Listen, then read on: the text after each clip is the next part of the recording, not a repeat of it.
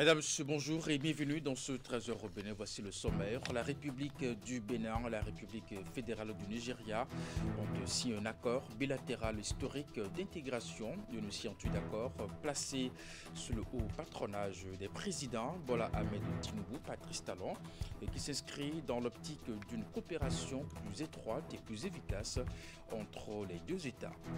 Ensuite, vive réaction dans les milieux vaudous ces derniers jours face à des propos jugés offensants à l'encontre de leur religion. Les fidèles vaudous du Bénin sont sortis de leur réserve. Une grande mobilisation s'est tenue à Cotonou ce dimanche dernier avec un message fort à l'endroit de l'opinion publique.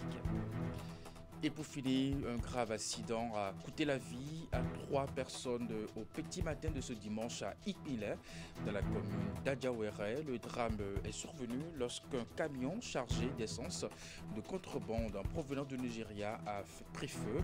Les dégâts matériels sont lourds.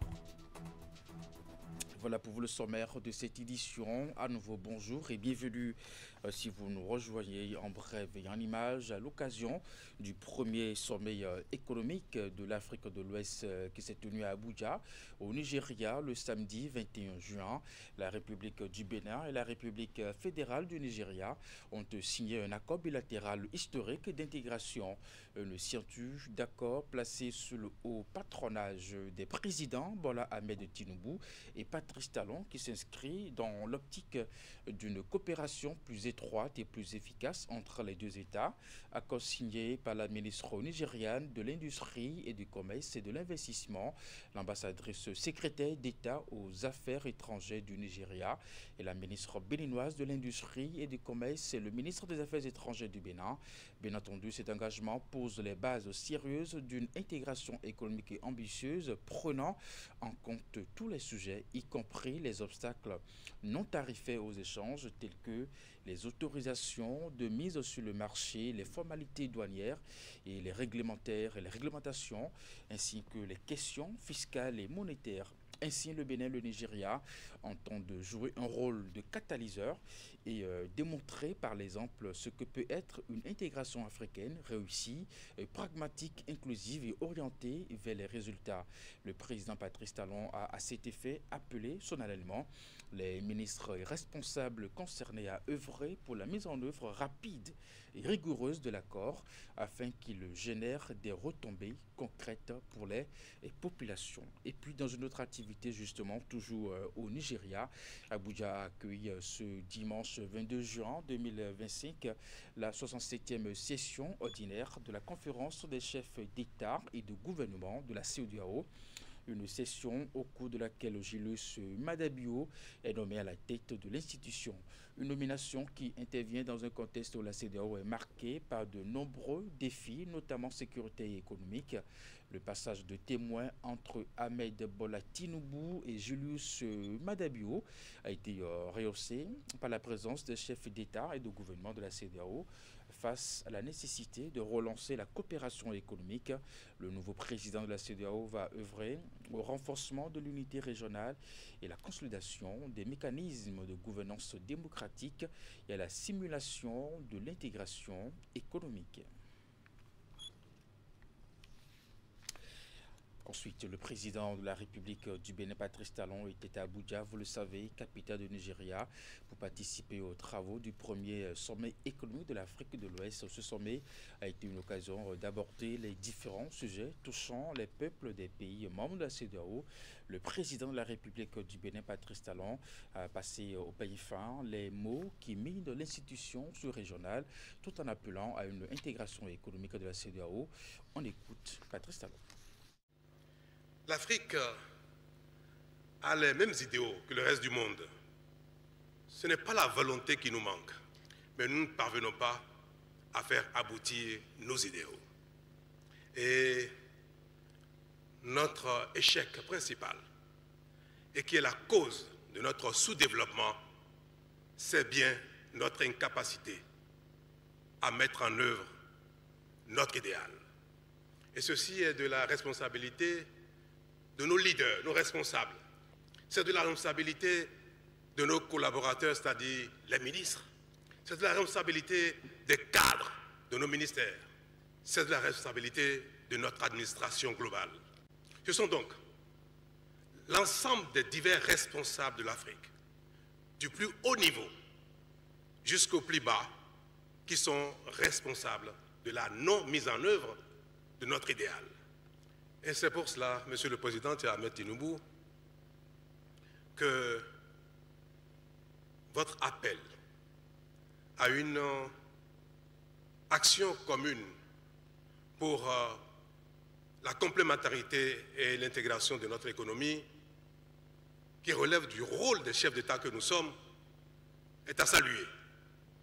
Ce n'est pas pour moi une manière d'excuser les chefs d'État et d'exprimer que notre rôle dans notre échec est infime. Non, nous avons notre part de responsabilité dans l'échec. Je vais parler des chefs d'État, des principaux responsables au sommet de l'État. Mais cette responsabilité de cet échec ne relève pas seulement de cette insuffisance des chefs d'État que nous sommes. Tellement les responsables politiques, tellement l'administration ne fait pas ce qu'il faut, que nos populations, nos hommes d'affaires sont obligés de contourner les obstacles de l'administration, d'avoir affaire à l'informel pour échanger entre les communautés d'un pays à l'autre. Et puis au-delà du constat global que faire, Patrice Talon, il a annoncé également une initiative inédite entre le Bénin et le Nigeria en matière d'intégration économique. On l'écoute à nouveau. Le monde entier, notamment les pays développés, les autres régions du monde, sont rentrés dans une phase de défiance de la coopération internationale. La coopération internationale n'est plus aujourd'hui un idéal universel. L'aide internationale n'existe plus et n'existera plus. Et le seul moyen pour nous, pour nos populations, de sortir de la pauvreté est que nous fassions les efforts qu'il faut sur nous-mêmes pour nous développer. Les États-Unis sont en train de nous donner une leçon incroyable. On observe le pays le plus puissant du monde, économiquement le plus puissant, qui est en train de défendre ses intérêts au centime près, au mépris de la coopération internationale. Cette déclaration, à la limite de guerre commerciale, que les États-Unis ont déclarée au monde entier, est une façon de nous réveiller. À la limite, nous devrions saluer le président Trump pour ce coup de fouet qu'il nous donne. J'ai envoyé la semaine, il y a quelques jours, au ministre des Finances, porter un message au président Tinubu pour la préparation de ce sommet.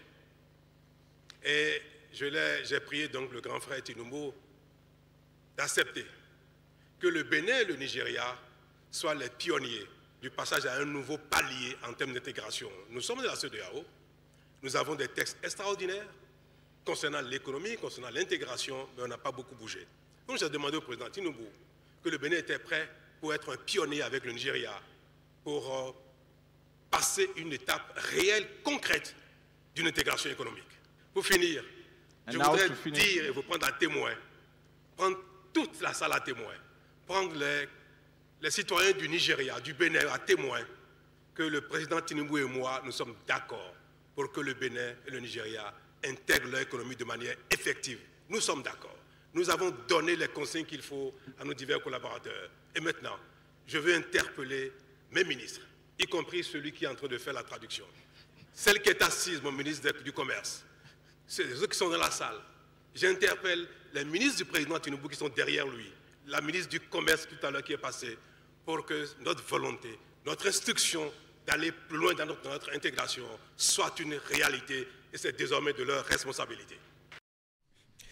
Après Ouidar et Cotonou, l'association Bénéville Propre étend son action contre l'insalubrité et l'incivisme sur la commune d'Octoire, par excellence du Bénin.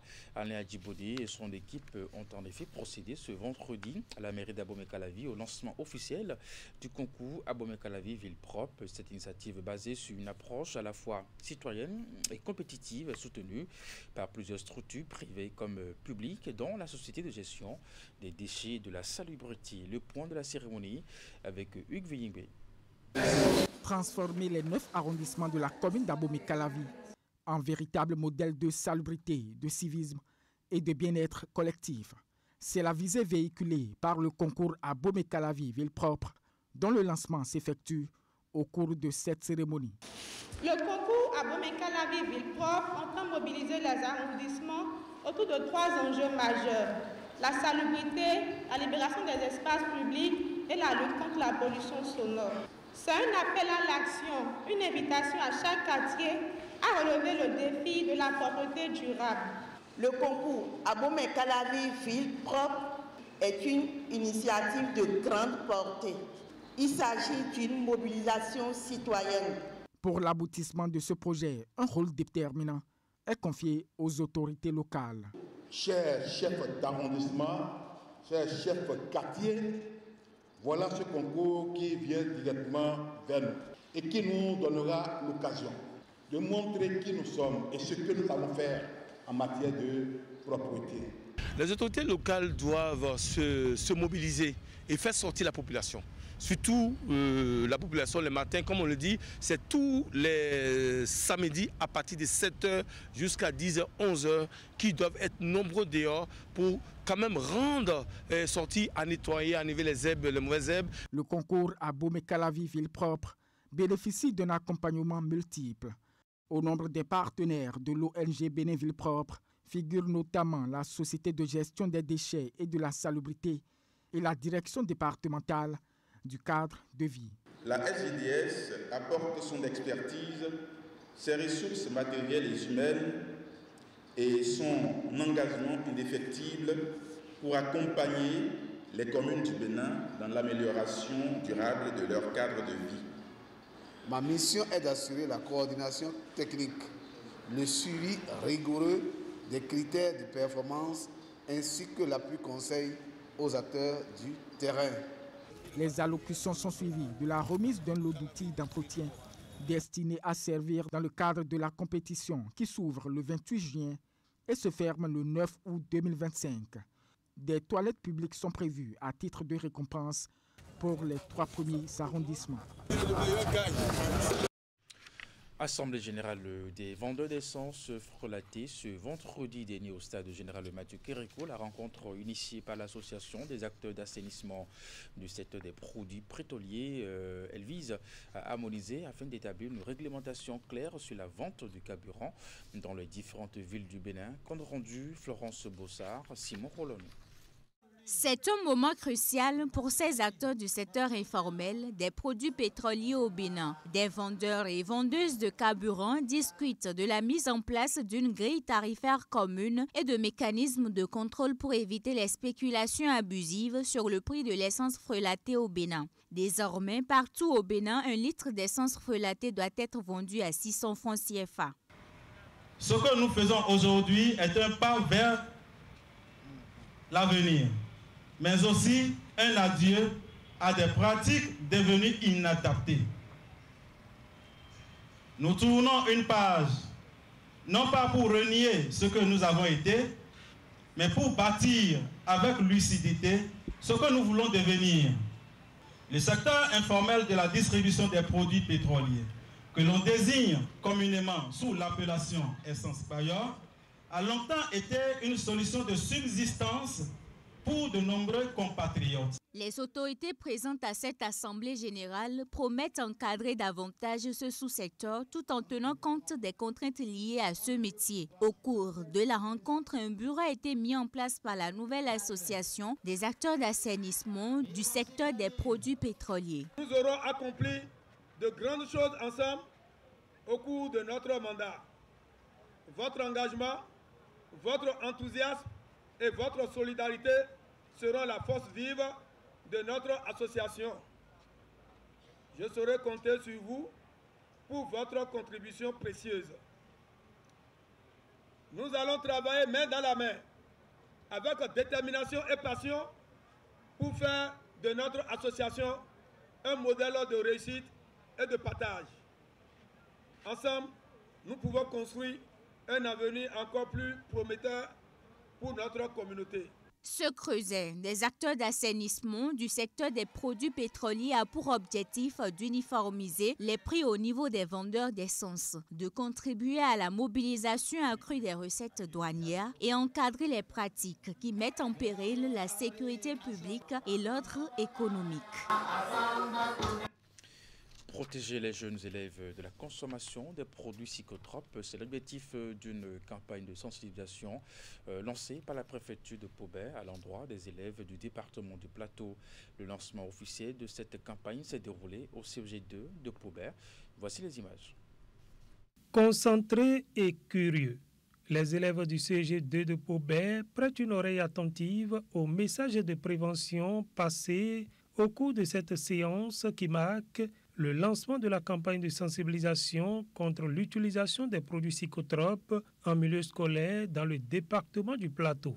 Initiative de la préfecture de Pobert, cette campagne vise à informer, éduquer, mais surtout protéger. Car derrière les effets trompeurs de ces produits se cachent des conséquences graves. Le phénomène de l'utilisation des produits psychotropes et de la drogue en milieu scolaire est une réalité indéniable. Et pour cela, il faut vraiment que nous agissions à changer cette donne au niveau de nos élèves si nous voulons qu'ils soient la relève de demain. C'est pour cela que nous sommes là. Et avec notre proximité avec le Nigeria, il y a plusieurs produits qui leur sont proposés aujourd'hui, déguisés, qu'ils prennent sans savoir qu'ils sont en train en réalité de consommer de la drogue. Donc nous avons essayé de clarifier avec eux le concept des produits psychotropes et quels sont ces produits qu'ils peuvent trouver sur les marchés aujourd'hui avec notre proximité avec le Nigeria. Ils en ont cité un bon nombre et nous avons pu constater que les élèves que nous avons aujourd'hui au CEG2 ne sont pas novices de la chose. Échanges directs, conseils pratiques et témoignages ont marqué cette rencontre. Le message est clair, dit non aux drogues, c'est dit oui à la vie, à la réussite et à l'avenir.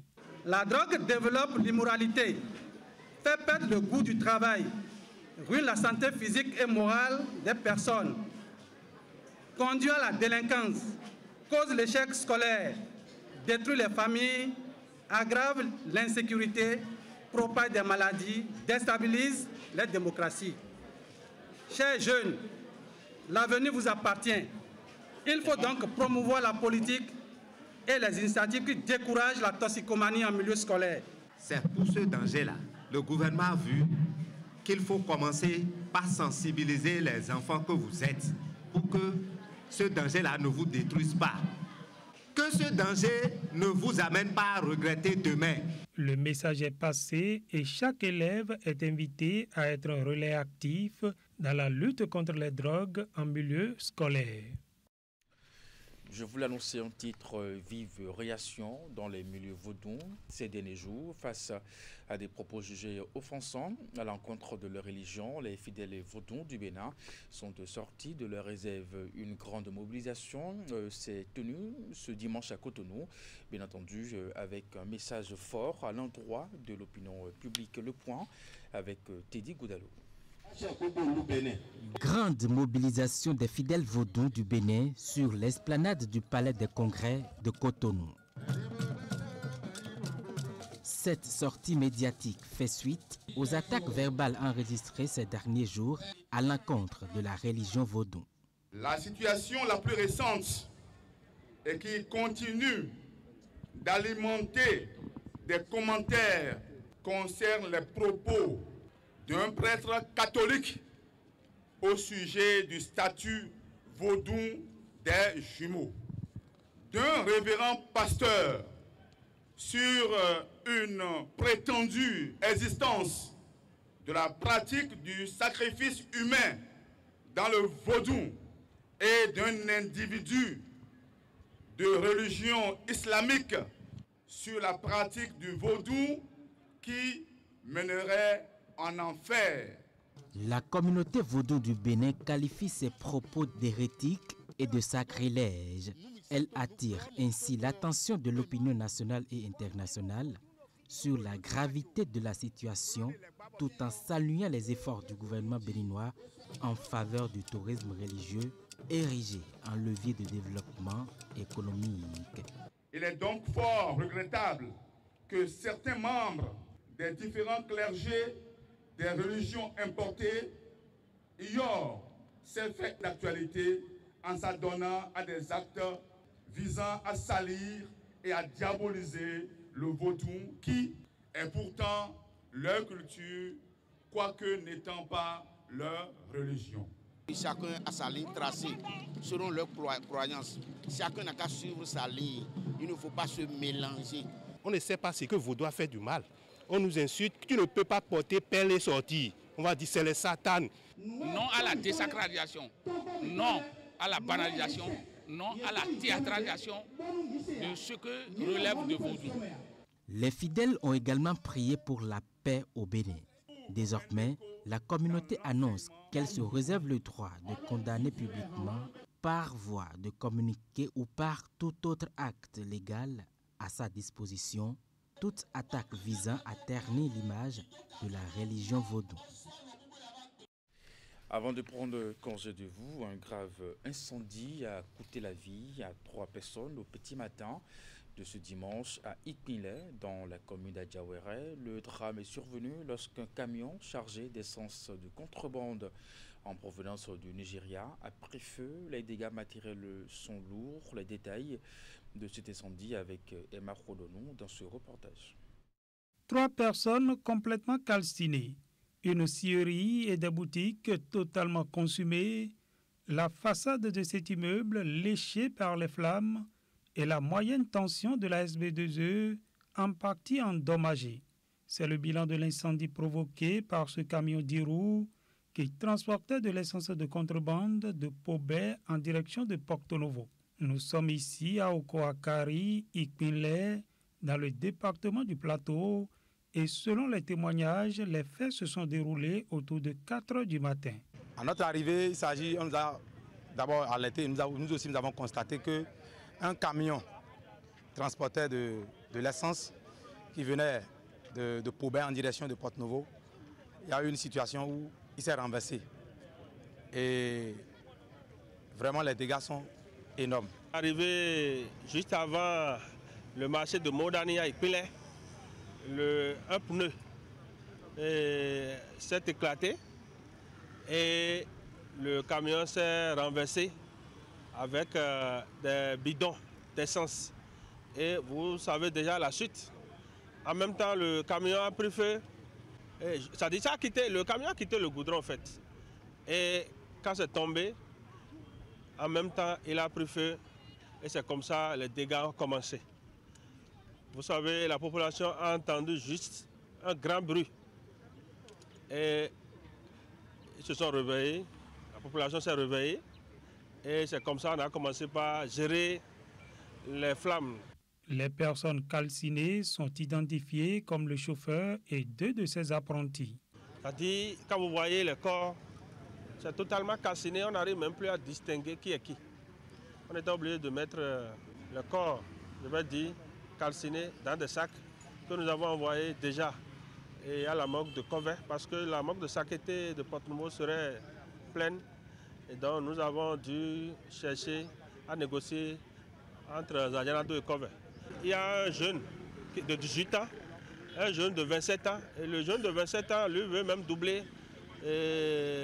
son permis. Il a déjà le permis B, il veut doubler. Et il a une femme et un enfant de 11 mois. Le propriétaire de la scierie, d'une voix étranglée, nous fait part de son désarroi.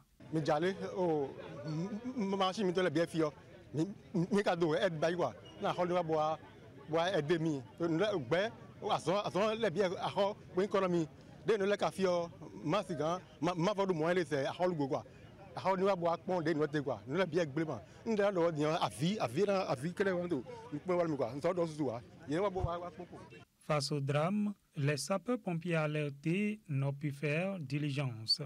Notre groupement de sapeurs-pompiers qui se trouve à Pobé n'a pas de matériel nécessaire pour éteindre rapidement le feu. Et on a commencé par appeler Porto Novo.